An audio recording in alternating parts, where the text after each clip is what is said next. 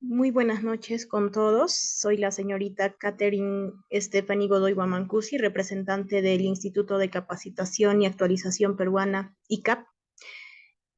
Hoy iniciamos con el curso de Arqueología Forense a cargo del licenciado José Gabriel Amorín Garibay, quien es licenciado en Arqueología, maestría concluida en Antropología Social y tiene cursos de posgrado en Medicina Forense de la Universidad Ricardo Palma, quien estará a cargo de la exposición hasta finalizar con este curso. Voy a dar pase al licenciado para iniciar.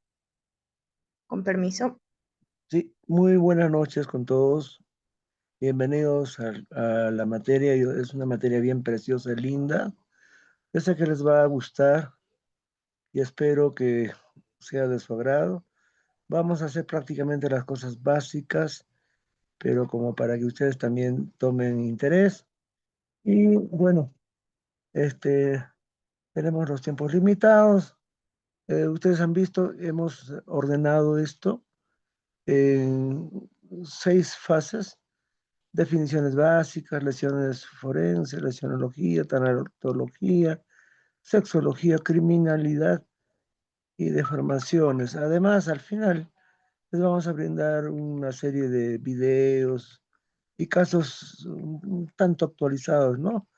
Que son de la vida cotidiana, pero que paran ocurriendo. Yo sé que tengo un público variado. Les agradezco por participar y agradezco también a la entidad que está organizando este evento. Y empecemos, por favor.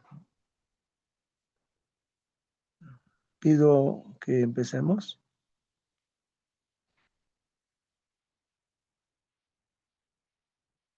Aló.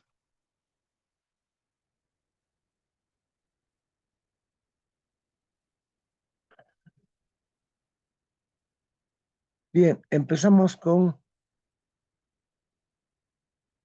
el primer tema de definiciones básicas.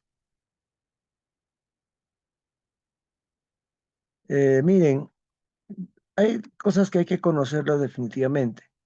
Nos pueden confundir un poco la antropología, incluso a nivel de la Policía Nacional, y ahí cada uno como que tuviera su propio criterio, ¿no? Pero aquí hay cosas que hay que esclarecer.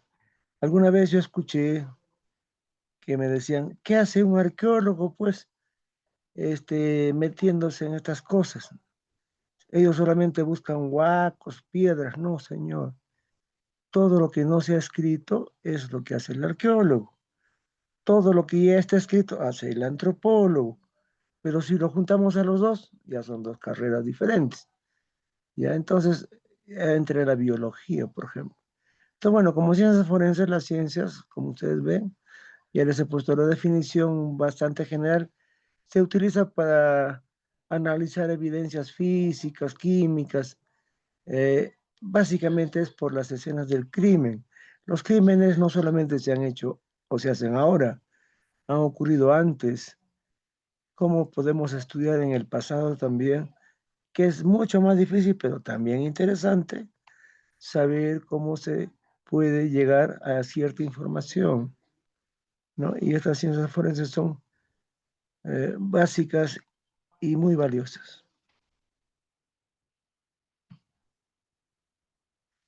Bien, la arqueología forense, pues, como podrán ver, hay una pequeña imagen, les muestra cómo es que el arqueólogo, lo primero que hace es ubicar. Eso es lo que no puede hacer otra carrera. El arqueólogo ubica, es como el perro, huele y sabe dónde está, cómo está, y se atreve a hacerlo, ¿no? Ya ubicado viene el antropólogo, ya ubicado viene el biólogo, el médico y todo el mundo. Pero en arqueología tenemos que tener ese olfato. Y acá también se les presentan las cuestiones básicas para que ustedes puedan conocer.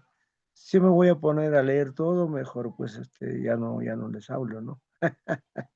Pero acá tienen, y esto espero que se está grabando y ustedes van a tener y la paciencia para poder leerlo, compartirlo, Y al final me pueden hacer preguntas. Además tenemos el último día que va a ser una presentación directa, entonces también voy a esperar con sus preguntas, sus críticas y todo lo que corresponda.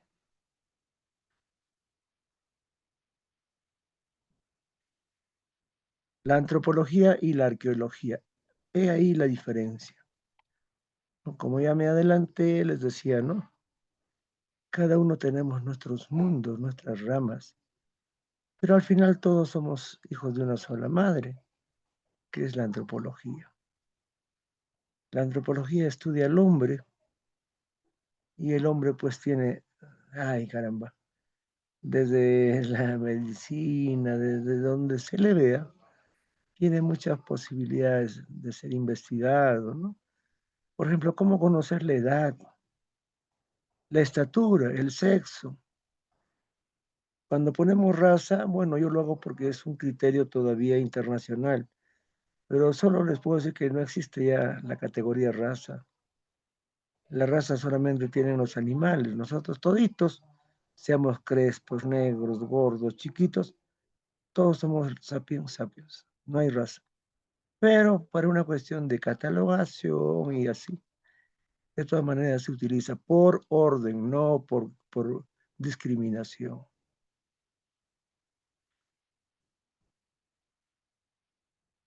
Bien, sobre las opciones, yo les decía que hay una línea mucho más interesante, ¿no? Que es la bioarqueología, que en realidad es lo que utiliza, por ejemplo, hoy en día la Policía Nacional. La policía no convoca arqueólogos, no convoca antropólogos, tampoco puede convocar solamente a biólogos.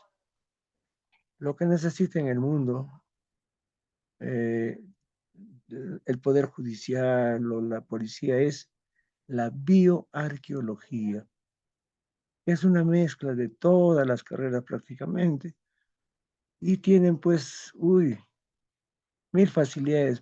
Ahora, ¿qué nos está diciendo eso? Que los que nos metemos un poco en esto tenemos que entender un poquito de acá, un poquito de allá.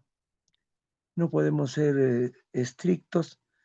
Por ejemplo, a mí me acuerdo cuando me decían, arqueólogo, tú buscas huacos y nada más. No, yo también puedo ver las cosas actuales. Y al antropólogo, tú seguramente danzas, procesiones o ajarapucos. No, no, no.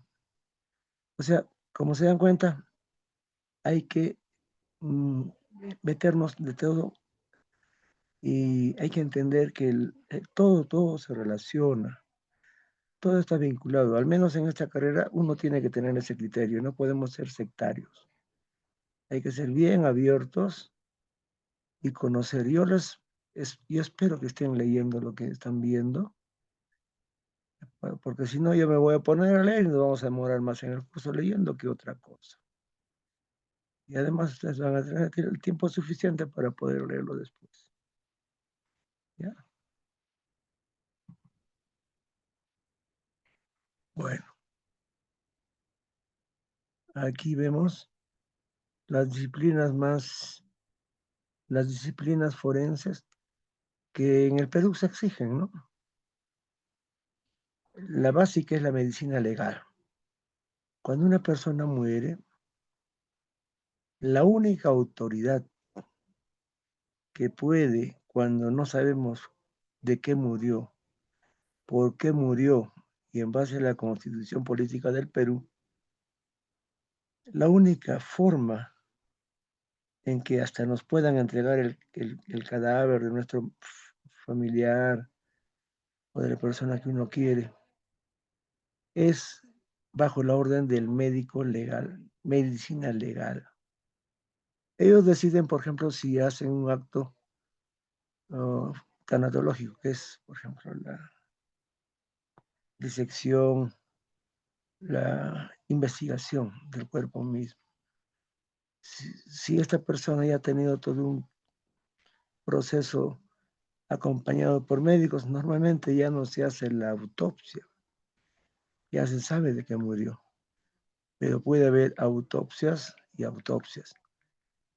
Pongámonos en el caso de que una persona tiene cáncer terminal, cirrosis, lo que quieran, pero pues algún interesado quiere que se muera ya y lo envenenan y no le van a hacer autopsia, porque ya sabían que iba a morir de eso, no. Allí el médico tiene que ser muy cuidadoso. Y ahí detrás hay abogados, hay familias que tienen que ver. Entonces, bueno, lo que resulte de esa medicina legal, es lo que va a determinar qué pasó con la persona. Ahí aplican varias cosas, la serología, la sangre, la toxicología, si ha sido envenenado, el análisis y comparación de ADN, por ejemplo. ¿Será, no será su hijo? ¿Será su familia? Mucho tiene que ver. La odontología forense. A veces pensamos que solamente los dientes nos duelen. No. A los cadáveres les hace de todo, pero no se fijan en los dientes. Miren, les cuento. Si un cadáver se pone a un fuego, pero terrible, un incendio de esos inmensos, puede terminar como chicharrón o hasta como agua. Pero el elemento más fuerte es el diente. Ese diente aguanta, y ahí podemos saber que era Juan Pérez, Juan Quispe o José Tal. El diente ayuda mucho. Y entonces hay antropología también, en odontología. Antropología forense en general y entomología forense, que también es importantísimo.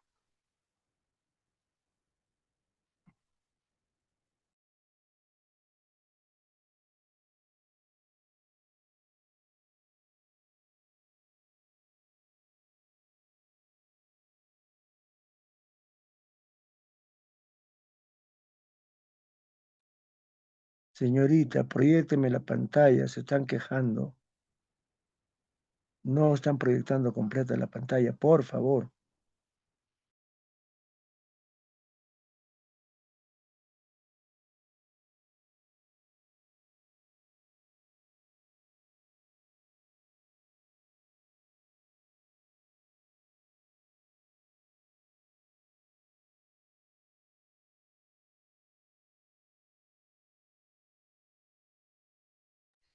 Señorita, proyecta la pantalla completa, están que reclaman.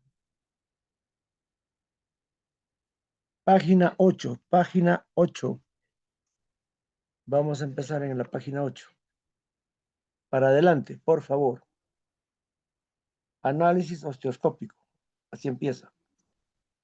Y bueno, vamos adelante. Bueno, estimados amigos, ahora el análisis osteoscópico, ¿qué es? Parece una cosa de oculistas, ¿no? Pero sí. La osteoscopía, el análisis osteoscópico, es lo que básicamente manejamos los arqueólogos. O sea, no es hechicería, no es brujería, no es pensamiento, no es que me parece, quizás no. Es lo que la vista nos presenta.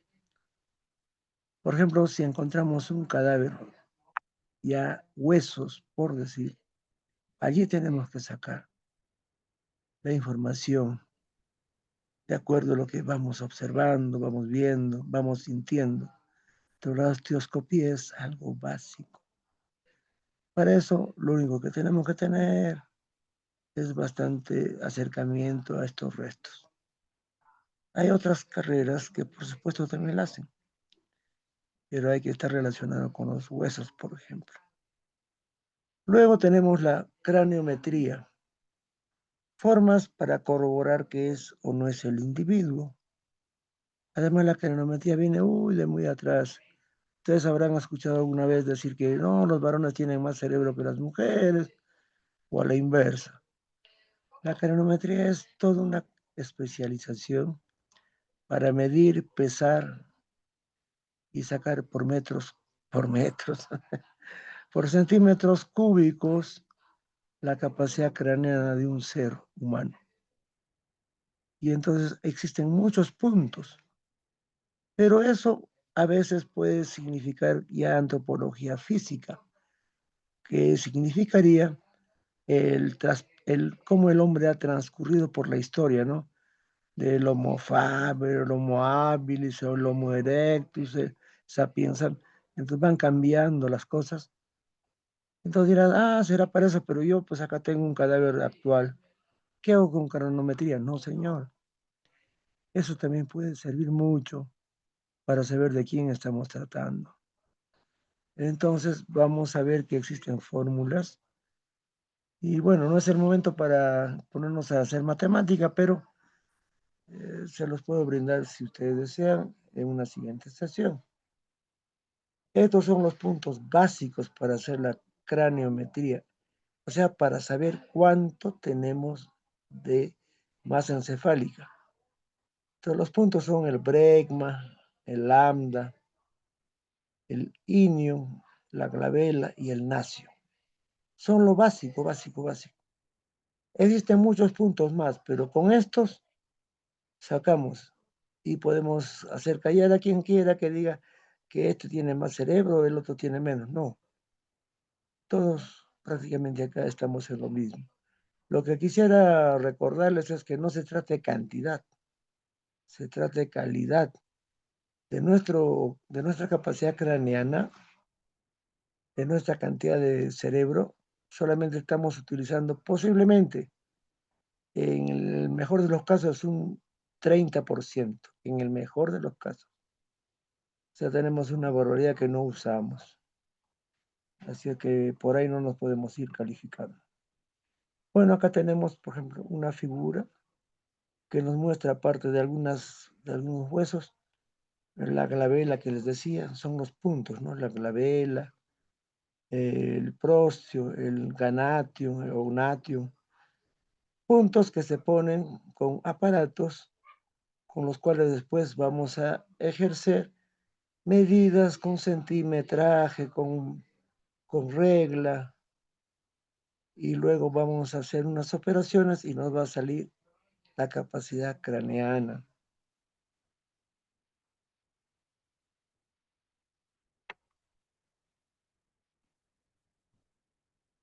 Ahí tenemos ya en la norma lateral, voy adelantándome.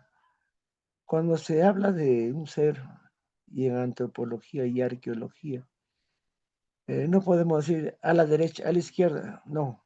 Bombo para el pie izquierdo, no. Acá hablamos de norma. Esta es la norma lateral izquierda. Hay una norma frontal, hay una norma posterior, que es la occipital y etc. Acá tenemos la norma lateral izquierda, por ejemplo. Y ahí tenemos diferentes puntos, básicamente que nos están indicando puntos que ya cada especialidad de medida para poder sacar capacidad craneana lo hace, y otro solamente para conocimiento nuestro, ¿no? Seguimos. Ahí tenemos, por ejemplo, lo que los niños, ¿no? La fontanela que tanto se escucha, porque los niños tienen abierta esa parte superior que parece una gran seta hecha por el zorro, eso lo tienen sin unirse. Entonces, cuando ustedes a una criaturita le agarran la cabeza por encima, hay como un vacío, es que recién se está juntando. Pero ese es un resto ya de un personaje totalmente adulto, ¿no? Mira cómo se ha cerrado por completo, ya no existe separación, pero una vez que uno se muere, nos demuestra todavía estas uniones. Esa es la parte occipital que nos permite ver dos cosas. En el Perú y en toda Sudamérica básicamente existe ese hueso que acá le están poniendo como epistocráneo, pero a veces tenemos varios epistocráneos. ¿Qué es eso? Huesos supernumerarios, o sea, No solo es uno, pueden ser varios. Y eso es por qué. Cada hueso cuenta. No es que uno es uno, no, no, no. Cada hueso es independiente. Incluso acá están viendo huesos pequeños que están en esas uniones. Todos esos son huesos independientes. Entonces, ahí se ve, por ejemplo, nuestra condición de sudamericanos o de latinos. En otras nacionalidades, este se queda como está o hasta desaparece, solamente hay 3 huesos. Frontal derecho pertenece a la norma lateral derecha, frontal izquierdo y occipital. Acá tenemos uno al medio, como si fuera un juez, ¿no? Que separa estos. Ese, por ejemplo, este es un cráneo latino, es un cráneo sudamericano, pero hay otros que tenemos muchos más, con más huesos. Entonces, bueno, eso no significa ni orgullo, ni más capacidad, ni menos, por supuesto. Solamente es una indicación. Aprovechando de esta figura, podemos ver al terminar la calota, bueno, pues el cráneo, unos puntitos abajo, a la derecha y a la izquierda, como donde está soportándose, en ambos extremos. Esos se llaman gonios. Cuanto más metidos están hacia adentro, como apuntando hacia adentro, es mujer. Y si van casi derecho, de frente a donde están, es varón. Pero ya lo vamos a ver. Es un adelanto. Bueno, ahí tenemos una otra vista de otra norma de inferior hacia arriba. Y ahí tenemos el famoso foramen magnum.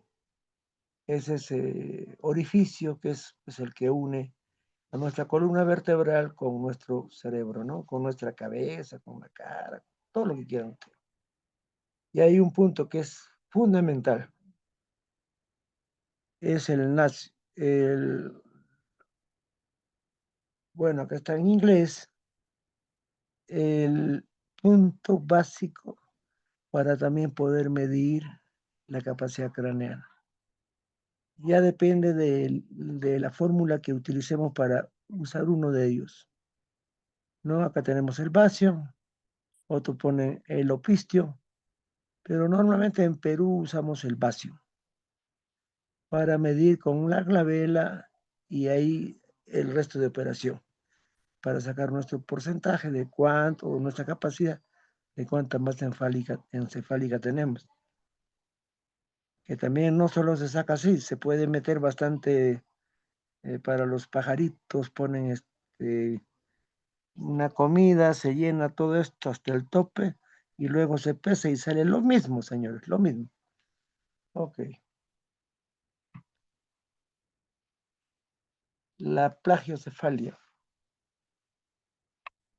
son deformaciones que a veces nos han hecho a muchos pensar que cuando tenemos la cabeza plana o cuando tenemos demasiada cabeza protuberante, de eso depende nuestra capacidad mental. No, es solo la forma, el contenido es el mismo.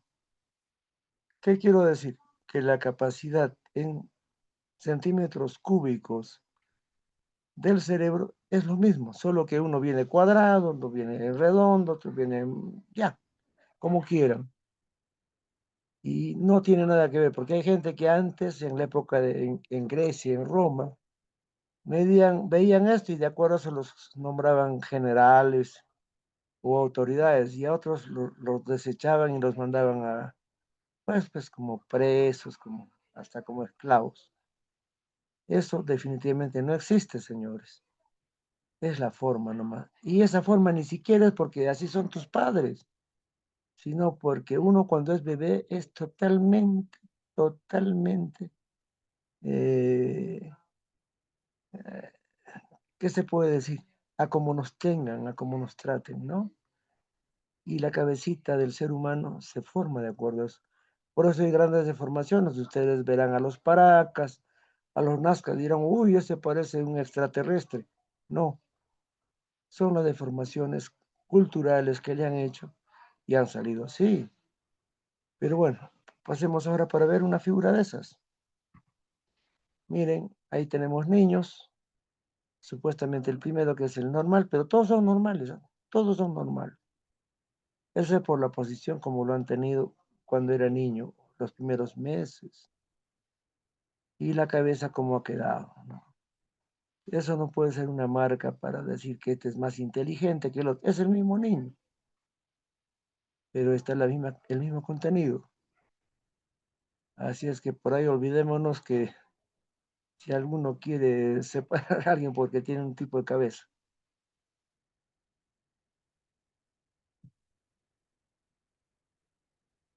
Lateralidad. La lateralidad es importante en la ciencia forense. ¿Por qué? Tiene que ver con qué lado ha sido, por ejemplo, el drama, la muerte, la afectación, que también no puede quedar en muerte, puede quedar en una enfermedad, en un mal, ¿no? Pero técnicamente se tiene que hablar de acuerdo a las normas, como se dice, la norma lateral derecha, la norma lateral izquierda. No, he encontrado un muerto de panza, un muerto de espalda, no. En posición frontal, en posición dorsal, esos términos son lateralidad. Y acá tenemos justamente cómo se puede dividir, cómo se separa un cuerpo y todo eso va a haber, ojo, ojo, si ustedes en algún momento pueden ejercer el peritaje, no el juez, sino un abogado que conozca, eso está mal dicho. No es que se cayó del lado derecho, se rompió el pie izquierdo, no. Acá no se está utilizando las normas de lateralidad, pum, pum, pum, y los tumba. Así que hay que acostumbrarnos a utilizar este tipo de términos, porque son los adecuados.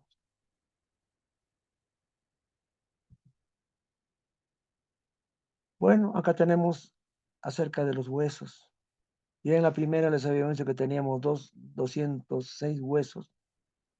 Y ahí está. Y bueno, pues los niños tienen más. ¿Por qué? Porque se van fusionando, van aumentando, se van disminuyendo. Pues están en formación. Nosotros en forma general, normalmente, tenemos 206. Pero ¿se acuerdan? Hace un momento les decía, por ejemplo, en la parte posterior del cráneo, habían más huesos en el occipital. Claro, por ejemplo, ya podríamos tener 209, 210, etcétera. Porque cada hueso cuenta. No es que dónde está. Cada hueso es un hueso. Así de importante. Eh, Miren, yo quisiera que vayan viendo esto con calma. Quizás me estoy apurando un poco, pero nos vamos a tener que poner en orden para tener esta paciencia. 5 minutos de pausa, ¿les parece? Al final algún comentario, quizás me quieran brindar. Estoy leyendo bastante de lo que me mandan. Gracias, el interés es valiosísimo. Voy a responder. 5 minutitos.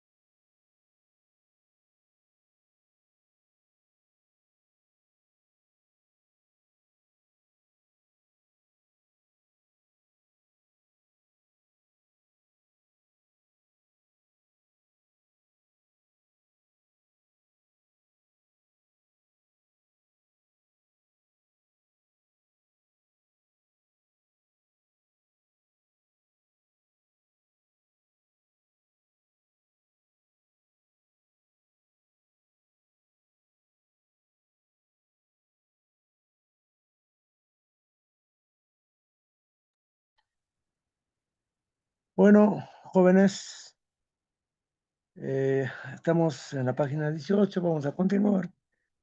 No sé si estará interesante, ustedes dirán. Acepto para la próxima para que ustedes me comenten alguna otra forma más. Va a haber videos posteriormente, pero por ahora es la primera clase, pues. Y bueno, ¿cuántos huesos tenemos? Ya dijimos 206. ¿Cuántos dientes tenemos?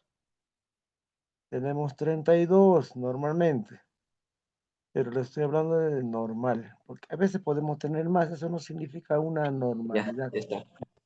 Igual más para que me que nomás, porque también... ¿Sí?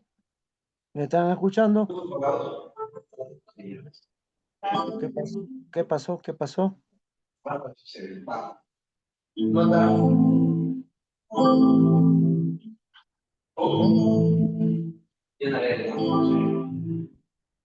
Yo navegaré.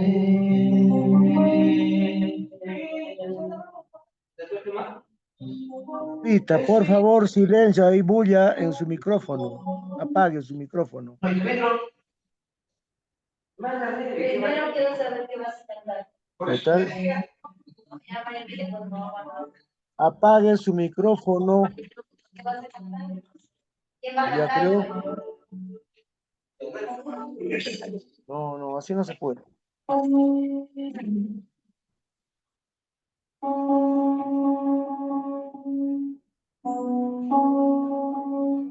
Disculpe, usted está como anfitrión y tiene que apagarlo su micrófono.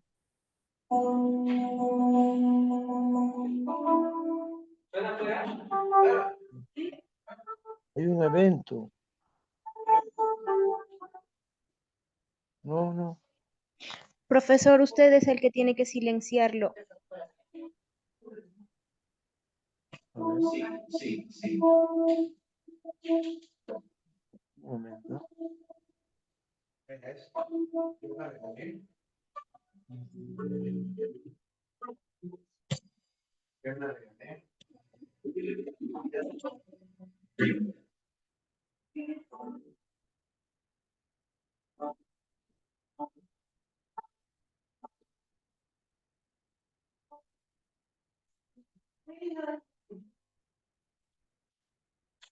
Déjenme hacer un poquito abajo.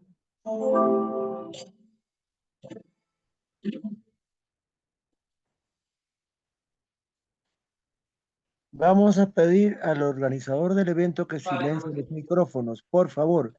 Silencie los micrófonos.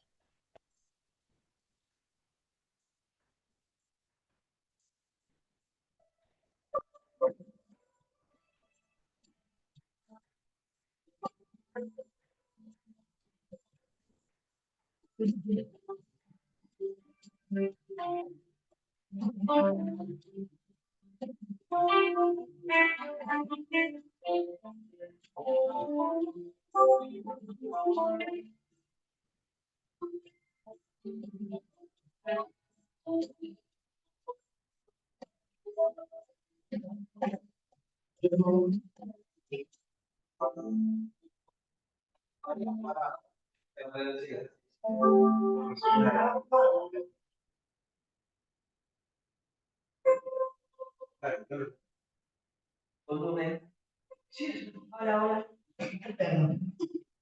Uno, dos, uno, dos. Bajo. Un domingo tiene que la nochecita a las 5, por favor, porque necesito ayuda.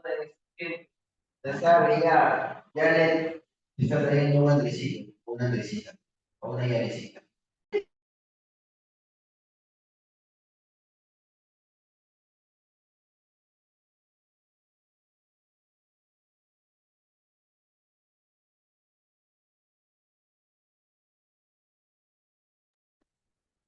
Ya. Por favor, les vamos a suplicar que tengan cuidado con sus micrófonos para poder continuar con la clase. Por favor. Bien, continuamos, jóvenes. Ahora vemos cuántos dientes tiene el ser humano. Decíamos que tenemos 206 huesos, pero podemos tener más. ¿Se acuerdan del cráneo que vimos en la parte posterior, la norma lateral posterior? En fin, Acá igual, no necesariamente tenemos que tener todos los dientes más o menos, pero lo promedio es esto, ¿no? 32 dientes, 12 arriba, 12 abajo, en fin. Y acá tenemos justamente cada uno de ellos con sus nombres, ¿no? Los caninos, los incisivos, las muelas. Y los niños llegan a tener hasta 20 dientes, a veces un poco más. Son dientes de leche. Y cada diente que va saliendo se llama erupción. Es como el volcán, erupciona. Y cuando se cierra esa parte que erupcionó se llama involución. Por ejemplo, los abuelitos, ¿no? Ya no tienen muchos dientes. Entonces, ustedes si les abrieran la boquita a los abuelos, ven que ya están cerradas partes que ya no le van a crecer nunca más los dientes. Esos son dientes ya totalmente involucionados. Ahí tenemos cada diente con su nombre. Esto es importante porque cuando fallece una persona o cuando lo conocemos a un ser, ¿no? querido, por ejemplo, y que tuvo una desgracia, podemos decir, bueno, tenía no sé, no le puedo decir pues, un diente repuesto, ¿no? Tenía pues una prótesis, un cassette, llámenle como quieran, pero tenía tales dientes básicos, ¿no? Y entonces, ¿qué hora es el diente básico que hemos encontrado? Acá están los nombres. Ese es el término que hay que usar. No podemos decir 3 dientes a la derecha, 2 dientes a la izquierda o el primer diente de delante. No, eso también juega mucho en la parte en que nosotros vamos a hacer la intervención. Tenemos que acostumbrarnos a utilizar estas reglas de pronunciarnos, de hacer nuestros informes con esa claridad y con esas terminologías. No podemos usar otra.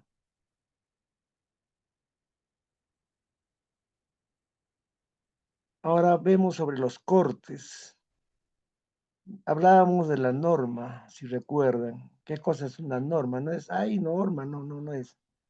Norma es, quiere decir lado derecho, lado izquierdo, atrás, adelante, de abajo, de arriba. Bien, hay cortes que se hacen imaginariamente, ¿no? Pero son perfectos en el ser humano para, por ejemplo, determinar el curso de una bala, una herida, una lesión, un daño o algo natural, quizás, por ejemplo, tener un hueso torcido, una enfermedad natural, tiene que relacionarse con eso.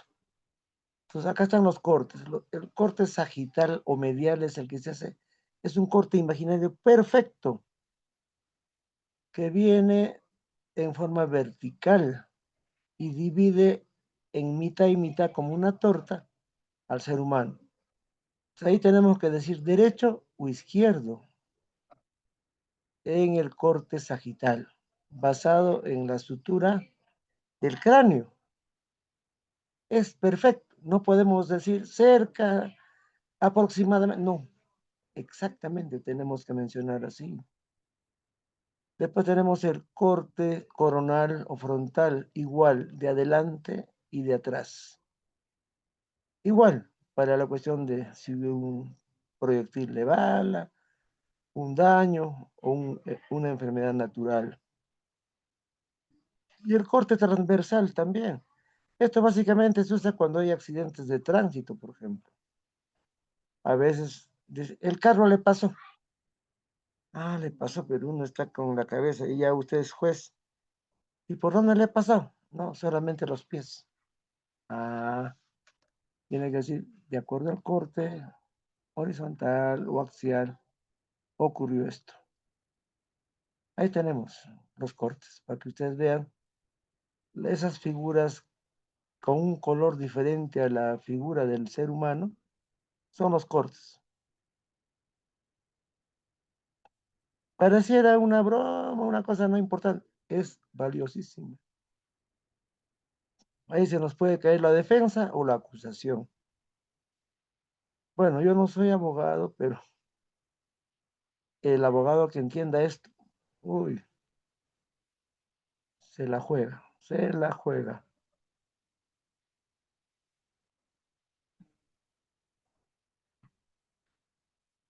Bueno, ahora pasamos a las costillas. ¿Cuántas costillas tenemos?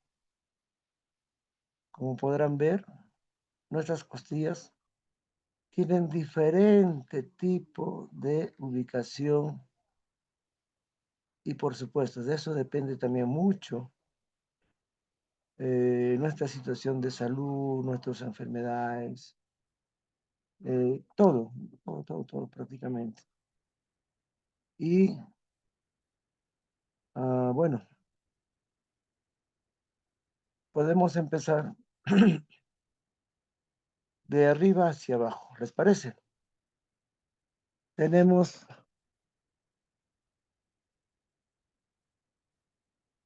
la clavícula, que no es costilla, pero estamos indicando acá porque es un hueso importante, pero de ahí comienzan a empezar el resto de huesos. Bueno, aparte del omóplato, esternón. Tenemos una figura general de las costillas, cómo se van uniendo con nuestra columna vertebral. Y acá hay mucha discusión a veces cuando hay problemas legales. Que no le pasó nada, solamente le pegaron, solamente le hicieron. No, señor. Tiene la costilla rota. Ay, pero si la costilla no se ve rota. Ustedes han visto a una persona que le parchan la costilla como un brazo, como una pierna, como un dedo. No. Nuestros antepasados, sus costillas se partían hasta 3, 4, 5 veces. Y solamente la posición y estar un buen tiempo hacía que se vuelvan a unir, a veces en forma de grada, a veces uno sobre otro, etcétera. Son difíciles. Pero ya cuando avanzamos en la cuestión forense, tenemos que tener criterios para esto. La columna vertebral. Ya. Empezamos de los huesos cervicales, al medio los torácicos, y el más bravo, ¿no? El que aguanta todo el peso nuestro, son los lumbares, el lumbar. Esa es nuestra llanta prácticamente, ahí está soportando todo el peso. Cuando somos gorditos, esto es lo que sufre más. Los discos entre hueso y hueso, existe una especie de pequeña separación formada por cartílagos, por nervios, que a veces llegan a fusionarse. Se fusionan a tal punto que ya cuando uno encuentra, por ejemplo, un resto arqueológico, así no sea arqueológico, así sea actual, este solo tenía 3 huesos lumbares, no señor, sino que se han fusionado, se han pegado a tal punto por el peso que se han pegado, pero hay que saber distinguirlos. Para eso hay que ver las crestas atrás, eso que parece puntitas a la mano izquierda, son las crestas. Entonces no puede ser, cada uno tiene su cresta. Como cada gallo tiene igual. Estos tienen crestas. Ahí sabemos cuántos huesos hay, por más fusionados que estén. Sigamos. Huesos apendiculares. Son los que nos permiten movernos, agarrar, tendernos, caminar, tocar, en fin. Estos huesos también son importantísimos y no se pueden confundir. Hay mucho problema cuando uno encuentra, por ejemplo, restos óseos y a veces se juntan, porque, por decir, encontramos una fosa común y encontramos manos cerca a otra persona que murió y ahí cerca tenía los pies. Vamos a tener grandes problemas en separar qué huesos son de mano, qué huesos son de pies. Ahí viene la arqueología. Tenemos que ser cuidadosos al momento de excavar, no podemos hacerlo a la prepo. La ubicación hace mucho.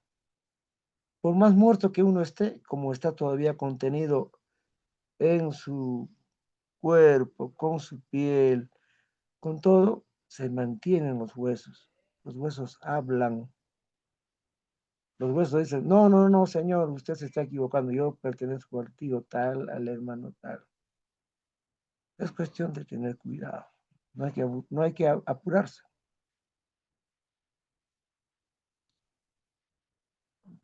Por ejemplo, en las extremidades inferiores, ¿cuán importante es el hueso, por decir, del fémur? Con el fémur podemos sacar la estatura de la persona.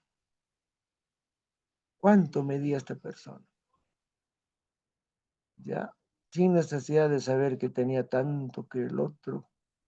Esa idea que nos dice, a medida que me voy haciendo más viejo, me voy achicando, o ya está creciendo, es joven. No, la estatura es una sola y la dan los huesos. Y el hueso es el principal, es el fémur. Ese es el hueso básico para decir la estatura de este individuo, varón o mujer, es tanto. Sea gordo, sea chino, sea negro, es tanto. Excepto pues que tenga un mal, no, ya varíe ese hueso. Entonces, la cuestión forense, a veces tenemos que usar la medida de los dos para promediar o para, en fin, sacarle una medida más adecuada. Y siempre hay fallas, no pueden ser a veces exactos los dos. Ahí tenemos la ubicación, cómo se distribuyen nuestros huesos. Creo que más claro está en la figura, ¿no? Nuestros miembros superiores, miembros inferiores. Ahí le decía, por ejemplo, el primer miembro inferior que se menciona ahí es el fémur. Ese es el que nos da la estatura normalmente. En tipos normales nos va a dar siempre esa la estatura real. Sigamos.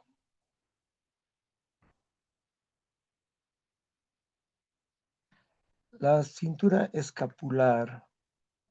Este es un hueso muy delicado. Tiene que ver, ni siquiera está unido, ni siquiera está soldado.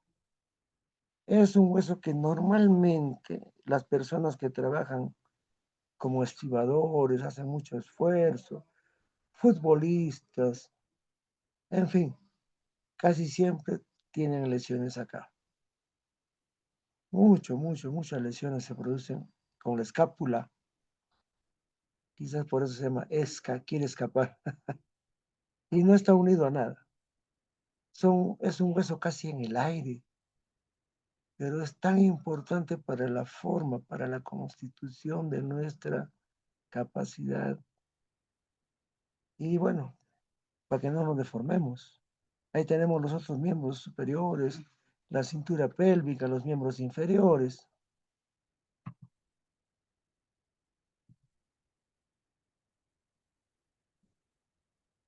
Eso.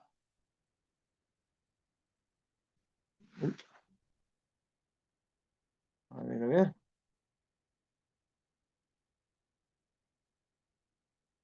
Ahí vamos a la cintura escapular. Justamente le decía la clavícula. Miren cómo el huesito está en el aire, como volando. ¿Y cuál es la escápula, no? Así seguimos viendo. Ahí tenemos los miembros largos. Estos huesos también son importantes. Pues, no podemos hablar en términos forenses de que tiene el brazo roto. No. Nosotros le llamamos brazo, le llamamos pierna, pero hay términos que hay que utilizar. Miembro superior derecho, miembro superior izquierdo, y llamarle por su nombre real. Por ejemplo, Si realmente está roto, hay que decir el húmero, el cúbito o el radio. ¿Entienden? Entonces, ahora, la muñeca es todo un mundo. Uf, ahí vienen los problemas. Vamos a pasar.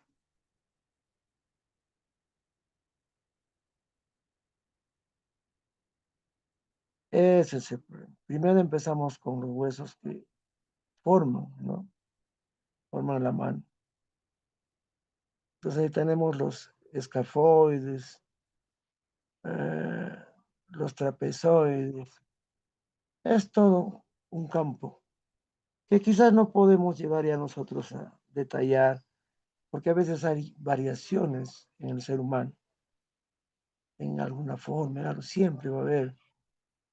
Lo único que se recomienda en estos casos es al momento de levantar, si estamos en condición que está ya esquelético el personal, la persona que se está investigando, levantarlo con mucho cuidado. No agarrar como papa y meterlo en una bolsa, porque después no vamos a saber qué tal le falta uno de esos huesos. Ya fue mutilado. ¿O qué tal tiene dos? Ah, hay otra mano más que estuvo acá. Y la sacaron todo menos, se olvidaron este hueso. Ya son dos individuos. O es el mismo, si es derecho o es izquierdo. Mucho cuidado con eso. Las famosas falanges, ¿no? Nosotros hablamos de falanges, falanginas, falangetas, que son nuestros dedos, en realidad. Ahí están los dedos del pianista.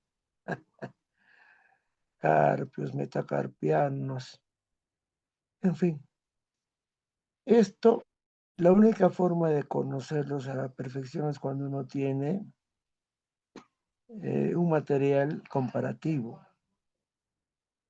Y bueno, la mayoría de entidades que se dedican a la cuestión forense tienen el material comparativo.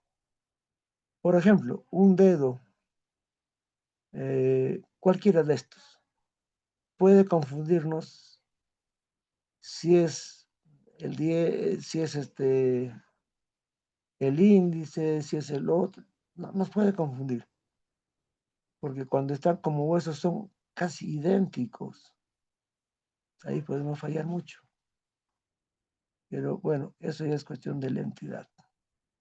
Pasamos a la cintura pélvica, el pubis, ese hueso que normalmente pues es el que nos da la vida, ¿no? Ese pubis, la mujer tiene que hacer que se abra cuando nacemos. Tenemos el ilion, que también sirve para poder conocer la sexualidad, varón, mujer. En otro momento vamos a hacer la precisión para decir con solo estos huesos si este era varón, si era mujer, en fin. La única precisión es que en niños no se puede hacer. En niños es por gusto, decir, he encontrado un niño de 6 años que era niño o era niña. No, falso. Eso es imposible, digamos. Ahí tenemos los miembros inferiores. Miren lo importante. El más importante, como les decía, el fémur, ¿no? Importante para nosotros, para nuestra medida, en fin. Pero hay muchas otras cosas culturales, por ejemplo, que yo les quisiera comentar. Cuando se habla, por ejemplo, de la pierna, ¿no? Donde está básicamente la tibia. La tibia en las personas que caminan mucho, en las personas que hacen demasiado esfuerzo, se les deforma y se pone en forma de sable. O sea, no es así recto como lo ven, sino se curvea y comienza a agarrar por adelante y por una forma aguda, o sea, como una espada. Cuanto más forma de espada tenga, era una persona súper, súper exigente en lo que ha hecho el esfuerzo con su cuerpo. No necesariamente es un esclavo, puede ser un militar. Yo tuve la suerte de ver en restos óseos humanos, pero prehispánicos, en los Wari, muchas de estas tibias en forma de espada. Y me decían, ¿por qué? Porque son grandes peleadores. No, eran personas que recorrían grandes distancias. Recuerden ustedes que los incas, ¿cómo caminaban? Unas barbaridades. Ahora mismo vemos a personas viejitas, aquícito te dicen, pero caminan, oiga, ellos tienen esos huesos en forma de espada. Nosotros así derechitos los tenemos. Seguimos. Ahí tenemos nuestros huesos del pie. Igual de problemáticos con los huesos de la mano. Igual, necesitamos material comparativo para poder tener seguridad. Por ejemplo, vino un tiro de bala al pie. El mismo señor se ha tirado, pero puede ser de la mano, porque también tiene igual carpios, metacarpios, acá son tarsios, metatarsianos. Hay que conocer, pero ¿cómo los hacemos? Bien difícil. Hay poca gente que se dedica a estas cosas. Mejor es tener material comparativo. ¿Ya? Ahí estamos hablando igual de falanges, falanginas, falangetas, en fin. No, bueno, no es un mundo tan preciso. Finalmente tenemos los huesos del tobillo, igual es quizás más factible de poder entender, porque es lo que muchas veces los deportistas, por ejemplo, paran fallando, ¿no? El calcáneo, el astrálago, una mala pisada, un salto. Así no seamos deportistas, siempre nos trae una lesión en estas partes. Y a veces quedamos de por vida. Y entonces decimos, no, mi papito era cojito. Y lo desaparecieron, se murió. Y yo sé en su historia que decía, mi papito era cojito del lado derecho. Ah, ahí voy a encontrar eso. Bueno, jóvenes, muchas gracias. Muy amables por su atención. Voy a, como el tiempo nos está primando, para la siguiente, escríbanme, mándenme. Les voy a dejar mi correo si tienen consultas, para quizás empezar primero resolviendo rápidamente y continuar. Este es un mundo fabuloso, pero es inmenso. Muchas gracias. Buenas noches.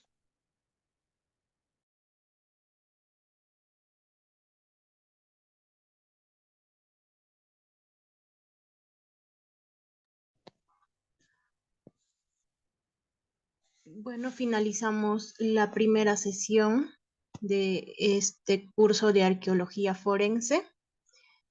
Hemos tenido algunos percances. Esperemos que para la siguiente clase sea mucho mejor. Muchas gracias. El PPT se los voy a estar enviando a su correo electrónico de cada uno de los participantes. Bueno, vamos a finalizar con la clase y muchas gracias. Que tengan una buena noche.